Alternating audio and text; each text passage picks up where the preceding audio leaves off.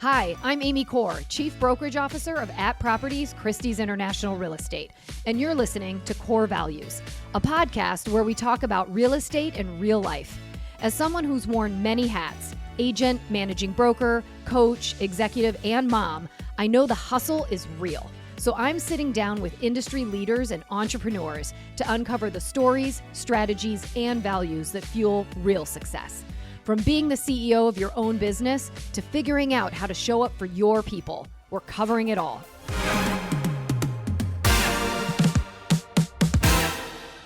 Today, I'm joined by two successful loan officers who know the mortgage market inside and out.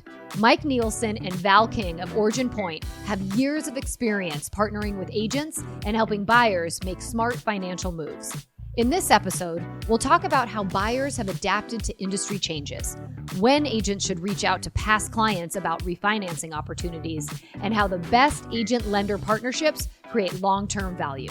Stick around for Rapid Fire, where we find out who's fluent in another language, who had longer hair in high school, and a few other fun surprises.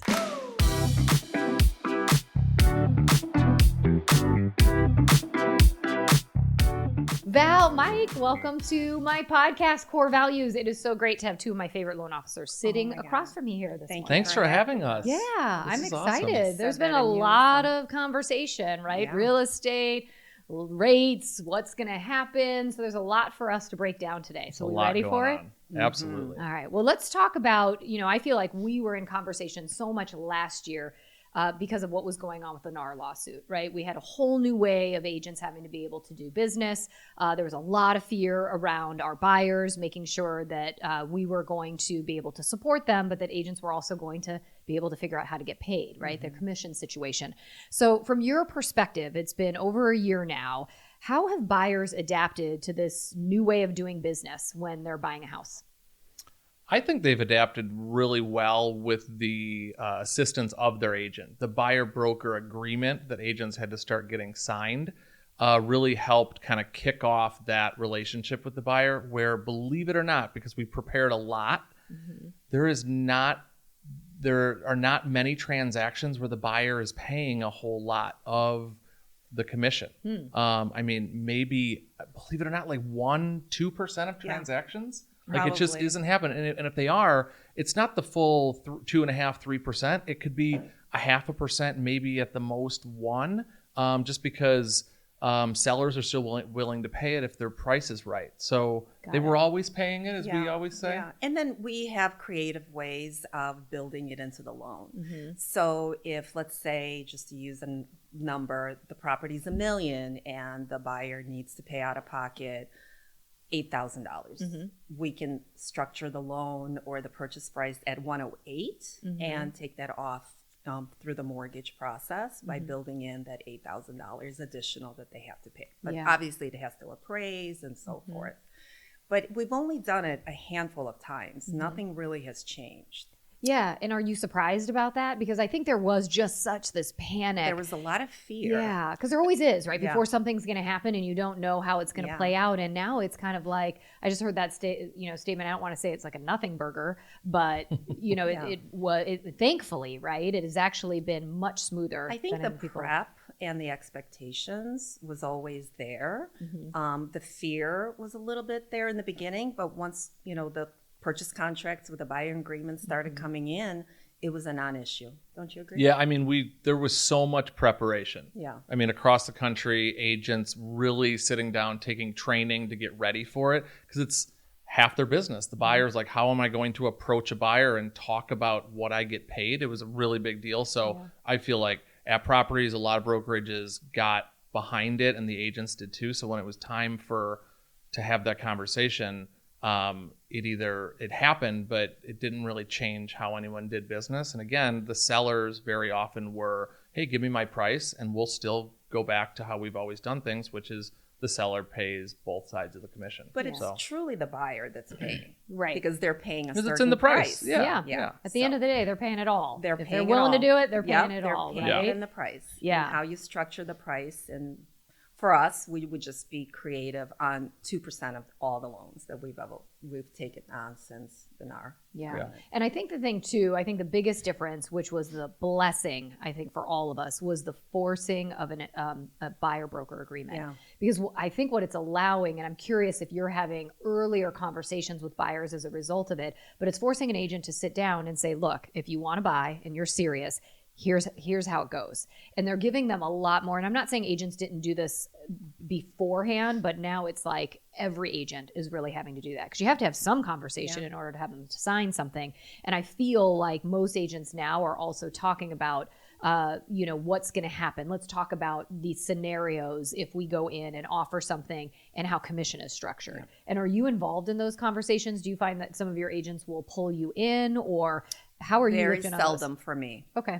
Very seldom. I mean, but back to it being greatly positive for us in our business, our relationship with the agent, because we have to be, on their team. We know that their buyer is more solidified and ready, and conversations have been had, not just, oh, you want to go see that place, hop in my car. It's more, a greater conversation. And that leads to kind of staying ahead of the game on a pre-approval or a lender introduction or an attorney introduction or whatever it is. So it's been that agreement has been great for us, because the transaction is like kind of set up before a lot earlier than it used to be. Yeah, which I love. And I think it just further professionalizes all of us, right?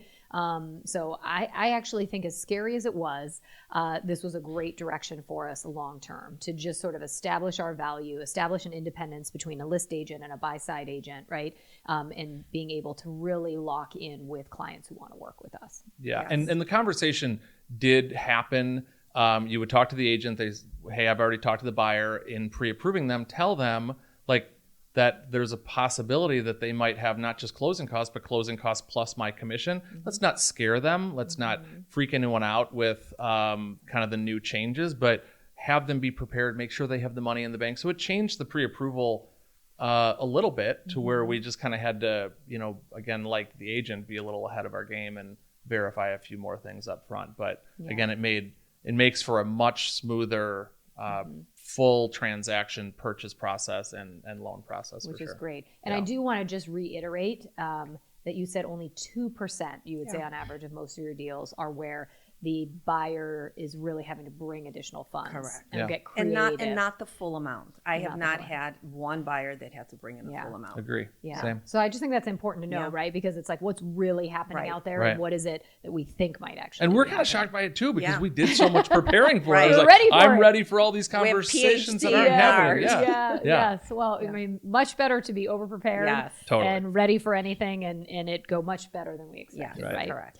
All right. Well, I want to move into the world of conversation that we're having right now, which is all about refinancing. Are rates going to go up? Are rates going to go down? And, when we're talking here today in October, we may not air and for a few more weeks. So what we know today could be different when people are watching this. But just in general, I know that right now, even for myself, just looking at it, it's like, what's going to make the difference? Because rates are kind of coming down, then sometimes they come up, but it's like, is it a quarter point? Is it a half a point for most people? Like, even just for agents to know if there's a big enough drop of something happening, when should they be reaching out? What's going to be a trigger point for somebody wanting to refinance? Because it doesn't always make sense, right? I mean, sometimes they're not saving enough and they better wait until it drops further to make it worth their while. In Illinois, we're kind of lucky where the closing cost is what we focus on, right? Okay. So in Illinois, there's no transfer stamps like Florida or Minnesota has. So the closing costs, in my opinion, have to be recouped within a year, in my opinion, to make sense. Okay. So if somebody has a really big mortgage, $1 million mortgage, and they can save, let's say, $250 a month in savings, very quick math, times 12 months, that's $3,000. A year of savings will cover their closing costs. Okay. So that is my basis of figuring out if refinancing right now Makes sense. Now, an agent might not have that kind of quick knowledge. So I would say a half a point is a really good starter to a conversation. So if somebody has 6.99 and they can be brought down to 6.5, it's a really good reach out. Okay. And let the lender, like Mike or I, figure out the logistics of the monthly, savings and how quickly they can recoup the cost. It's all about the cost driven. Okay. I have a lot of clients that are on the fence. They're like, well, we're going to wait till March to see where the rates are in March. But for 7 months, they can be saving $250 and they're missing the opportunity of maybe the rates are not going to go any further.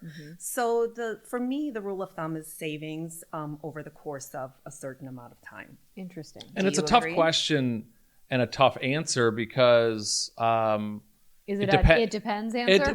It's like what is their loan size? Yeah. $1 million loan and a $100,000 loan. The savings on a rate drop is different. State specific, the closing costs can be different, but exactly what Val said. What are you paying and what are you saving? And there's some kind of quick math and easy math there. But for an agent, I think like right now, we don't know where rates are going to be when we air, but it's like we're at a pretty much 2-year low. So let's get excited. Like we've been sitting in real estate, low inventory, high interest rates. Like it's been a couple of years of us waiting for this. So now that rates are going down, they have already, reach out to your client to at least suggest or open up the conversation. The agent does not need to be the expert in the savings and where rates are at. They just need to remind them to reach out to us or reconnect with us. So I think we usually say like a 0.5% is a good start for almost everybody. Yeah. Again, cost specific, but we definitely have people jump at a quarter. Yeah. So right. But less, it's also a really good time to convert somebody that's in a 30-year mortgage to a shorter term. So many transactions that I have currently in my pipeline, I've converted a 30-year mortgage into a 20. Wow. Where their payment does go up a little bit, maybe goes up a couple So it's $100. counterintuitive because your payment's going up, but the big picture Yeah. is they're shaving off 120 payments, which is Wow. 10 years of mortgage payments. Yeah. It could be so substantially significant. and a ton of that interest, right? That's what you're The shaving interest off because is you're what paying you're shaving principal Right. off. faster. Yes, Yeah. yes. And the higher payment goes all to principal. Yes. So when you look at the amortization schedule, if they're not going to stay in the property for 20 years, but they're going to sell in 5, they would have paid down the principal so significantly if they were still in the 30. So it's just a really good, again, reach out for the agents to say, hey, you are at 7%. Why don't you talk to my preferred lender, Mike or Val, and see if they can convert you into a 20-year. And I think when we were talking earlier, you had said that the 20 year is actually at a pretty decent rate. It's a better rate than it was a like 30. $5.99. It's lower than the 30, yeah. $5.99. Okay. So you open the conversation, and some people, I think your reaction was, "What, refinance and my payment goes up?" No, but then some people come at it. Wait, you're shaving off. Now I'm listening. You're shaving off how many years? My payment's going up. How much? Okay, and then they kind of do the math, and make the decision. But a lot of people are really, if you're savvy, interested in shaving off those years and coming out of pocket a little bit more because they bought the house a few years ago and they're all settled in and now they can afford that. Yeah. Some people can't, but some people can't. So it's like all those conversations of, does a refinance make sense?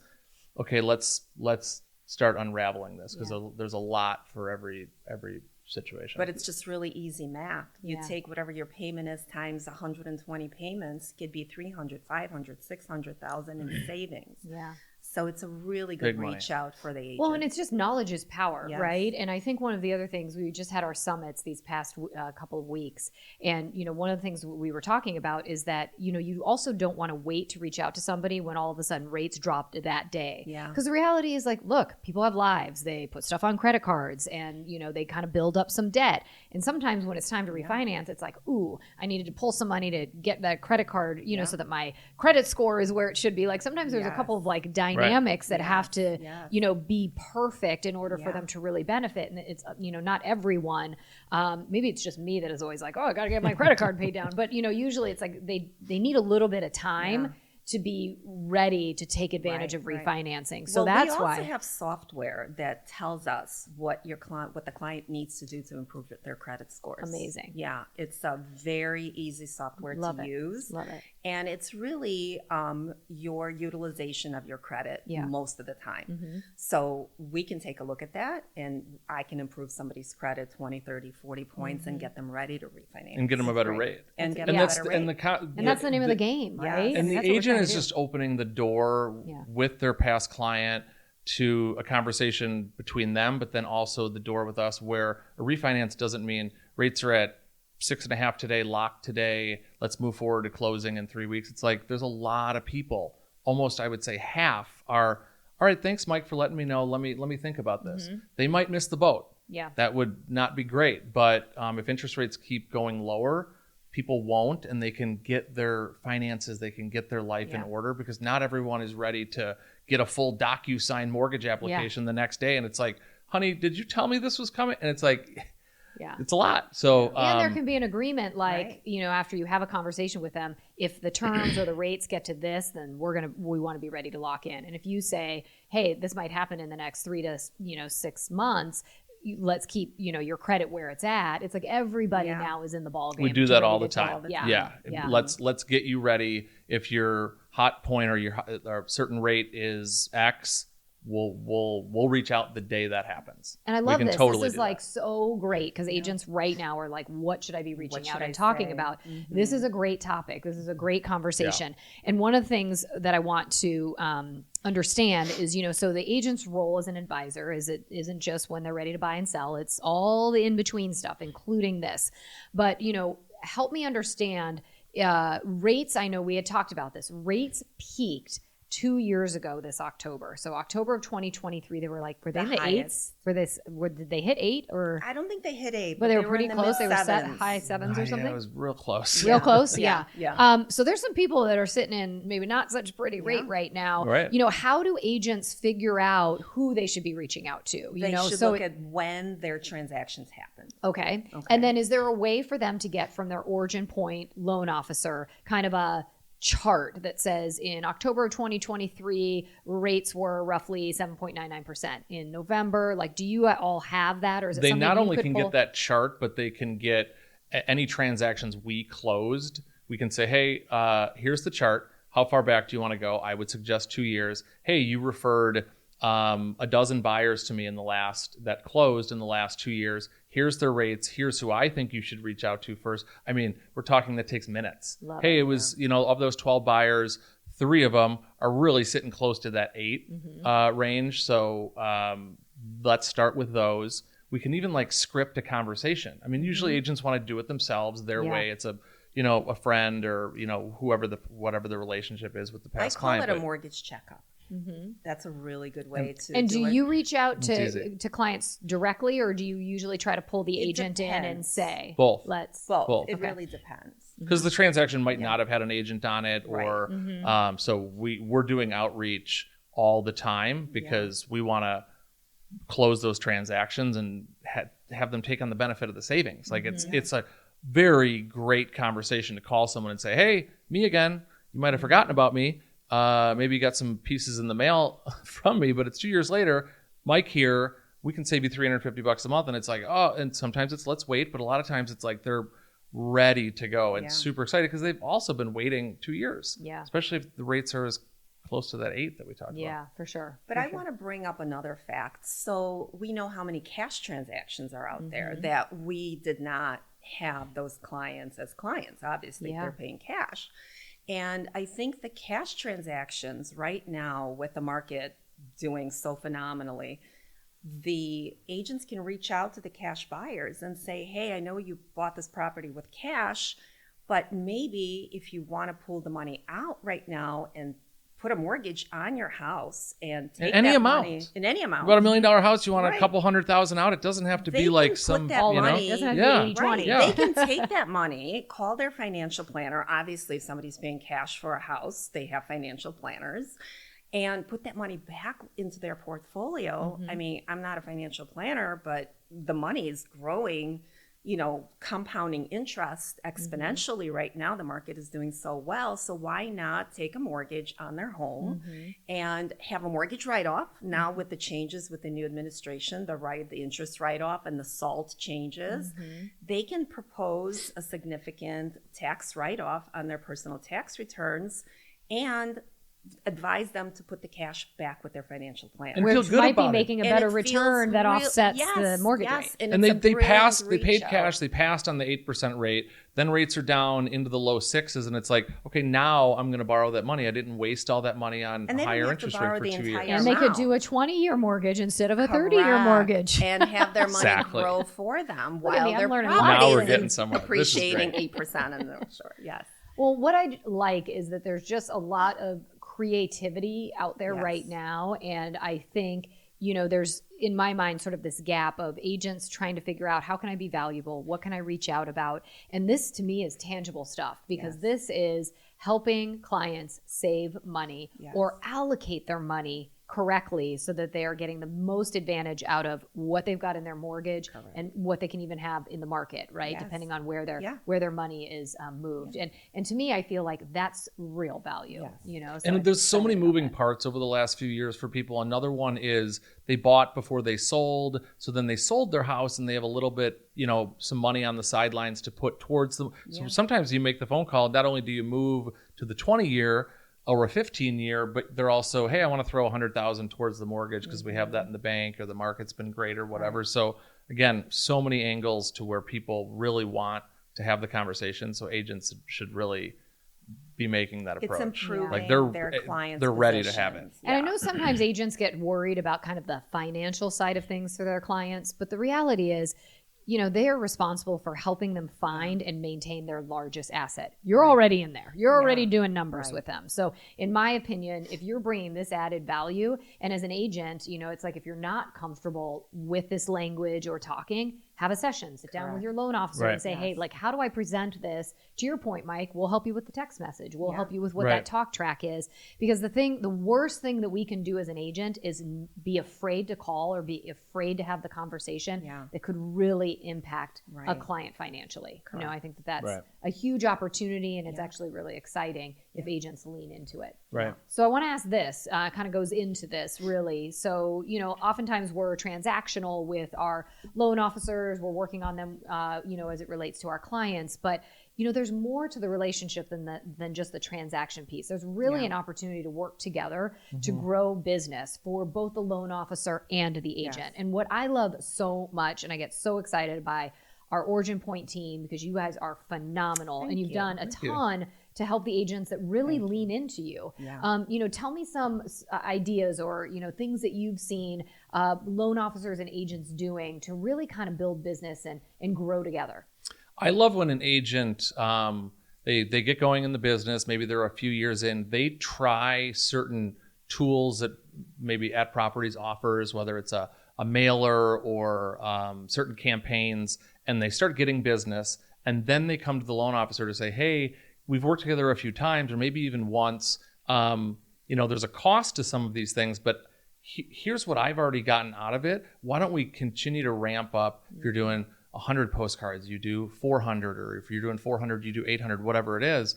Partnering with an agent in that way where they already kind of know what's working for them, and then you kind of share that cost, so then you're both benefiting from it. Like if you mail someone a postcard with my information on it, they're probably not calling me, but the agent, working together and sharing that cost is huge for a lot of agents. And then they go from, that newer $5 million broker to, quickly 10 and 15, and all of a sudden you're kind of growing and you're a team together. So I would say that's really important. And I love sponsoring events. I've had from doggy daycare car washes to mani-pedis. We do a ton of those. I know. I do less mani-pedis, but the car wash I've done stuff car works washes. great. I've done, like I said, dog parties, bark in the parks. And are you doing this in alignment with agents? With an agent, okay, yes. So you're partnering on these fun events. Fun events. The turnout is always great for a fun idea. We do a lot of broker open houses. We sponsor, it's PR for us, for the other brokers to come through the house. So it's a dual benefit. We support them and the agents that are coming through that are new to us see that we are supporting the at properties agents, and I think it's reciprocal. And I think another thing to touch on is I feel like the best agents really form a great team, and it's not just an attorney and a lender, but it's all services that a buyer or a seller might need. Yeah. So, and having that up front and having the introduction done the right way, is whether it's email or text or he's going to call you or whatever they prefer is fine. But agents kind of going at the transaction like, oh, I have a guy for everything or a gal. It really makes everyone so much more comfortable, like just from the first go. Yeah. So I love that you're saying that, because in a lot of the coaching that we've done over the years for agents, I always just say you have to be the super connector. You have to be the person that's got a guy, got a girl at all times. But I also say you're kind of like the Tom Brady, one of my favorite quarterbacks. I know it's controversial, but you have got to be the one that knows what the next play is and who's catching that ball at the next play. And you want to be able to trust who those people are. And when you're constantly in transactions where it's a different attorney and a different lender, sometimes things are out of your control, but the more you develop a reputation as an agent that, you want to work with Amy because she's got the most phenomenal resources and she was able to take care of us every step of the way. And the people that she recommended reflected the same philosophy that she had. They showed up, they were on time, they were awesome, right? You are building a reputation. And I think as an agent, you have the ability to say to a lender, to an attorney, this is how I like to work. I want to make sure you're as responsive as I am. I mean, we have some control as an agent to let people into our circle, but I agree with you. I think the agents that go further are the ones that establish a team and they feel really confident and they're leaning in to make sure their teammates are successful and vice versa. Yeah, absolutely. Yeah. So on that note, since I'm, encouraging agents to really formulate the idea of building a relationship, and there's many agents I'm sure listening in right now, but what would you recommend if I'm an agent and it's like, I know we've had this relationship with OriginPoint. I've met some of the LOs, they're nice, but I haven't really formulated a relationship. What should be the first step? Well, I would say, who do you think about a referral? Like, how do they get referred from a past client or a family member? Who do you really trust first? And I would say that would probably be your managing broker. That's in the work environment. But then on top of that, like, you probably have agents or friends they have their little groups, or some would call it cliques in an office, where you have your friends that you also trust. So go to those other agents and say, hey, who do you use? Oh, I've worked with Mike for years, or I've kind of been bouncing around. Then maybe don't go to that person, but someone that has a really good, long-standing relationship of that trust. So my answer would be your managing broker, but almost more importantly, your fellow agents. Yeah. And, Mike and I are here on your podcast, but we're representing the entire OriginPoint loan officer team. They're phenomenal, each and every one of them. They know what they're doing, the technology we use, the relationships we build. So we're here, but we're representing everybody. And we do have OriginPoint loan officers assigned to every office, and just reach out to them. They will be just as great as we are. Yeah. Well, we've been part of At Properties for over 5 years now, and at other mortgage companies before that, where there's not an office within At Properties where there's not agents that already work with someone from OriginPoint. So when you're asking around the office, there's definitely going to be people that are local and are liked and have, again, that level of trust of, hey, he or she got me to the closing table so fast, made sure the appraisal was ordered on time, all the little details, that really, really matter to make the transaction super smooth. Yeah. And for an agent, you can also really find your fit. I mean, again, I agree with you, Val. I think our team is phenomenal at OriginPoint, but sometimes it is just a personalty fit. Right, I would probably need somebody as spazzy as me, right? High pace, fast, going, deal with my phone calls. But there is a loan officer out there for everyone. Correct. So, who you have representing your office, while they're great, if they aren't who you feel is a great fit, I would encourage agents to reach out, like you said, to their managing broker or to myself and just say, hey, I'm looking for a match. And go outside of that office. There's no reason you have to use the person that was assigned to your office. Like, it's the match with you. Like, who do you feel good with? Like, or a match to your client. And pick up the phone. Yeah. And there's the agents that say like, hey, I use 2 different OriginPoint people because, I have very different clients on, maybe in Illinois and Michigan or in different states that might, think differently. But you don't have to use the person in your office. Use who, you pick up the phone and you guys click right away. Yeah. Yeah. Well, you two are definitely 2 of the best in the group. We've got a great team, but I know both of you have always just done phenomenal things for, our agents and your clientele. So kudos to the 2 of you for very much. building some really phenomenal Thank you businesses. for the opportunity. Well, we're not done yet. Oh, boy. We're not done yet. This, my friends, is the fun part. This is the rapid fire. You didn't know about this, Val? There's this little thing called rapid fire. Because while you're really good at talking about mortgages, we also want to know a little more about Mike and Val. So we're gonna get into this. All right. Well, we'll let Mike go first. Yeah, at Mike. least on the first question. He's sweating. Okay. All right. So this is rapid fire. These Gives are me a minute to think about it. These are your origin stories. Oh, like the play. Okay. Yes. Okay. We're good. Got it. All right, Mike. What did you do for work before you were a loan officer? Well, this is kind of embarrassing because I've done nothing else. Wow. I graduated from college and I became a loan officer. Wow. So your origin story is I became a loan officer. So I went to college to become a mortgage broker. There you go. But I didn't. I was in finance, but I graduated. I started for a bank and then moved to guaranteed rate a few years later, which is now rate. Well, look at you now. You're doing great things. So I'm proud of you. I'm proud of you. All right, Val. Beat that. I'll see you and I'll raise you. I used to be a personal shopper at Neiman Marcus and at Saks. You did I love beat it. Great job. That is why she is always so fabulously dressed. I mean, you did a great job today, Mike. Occupational hazard. Thank you. Sorry. Oh. Yeah. All right. How long did you do that for? Neiman's 8 years and then Saks and Michigan Avenue for 7. All right. Well, and then when my bill got a little too high, my husband said, that's enough. I know. Follow your career path and finance. You can't personally shop for yourself. It's for clients only. Exactly. Oh my God, I love it. Well, now that I know that, I'm definitely calling on you for some much needed fashion advice. All right, Mike, what's something people might be surprised to learn about you? So after college, I became a mortgage person, but before college, high school, I had hair down to my shoulders. Wow. Oh my gosh. And the visual. And I also might have had a few earrings. Oh, really? Oh, wow. Really? Dang it. We're going to have to find an old picture. We're finding it. Some high school and college pictures are, your rebel days? I was a rebel. And then it was like, how can I not? Oh, I'll just go into mortgages. How about that?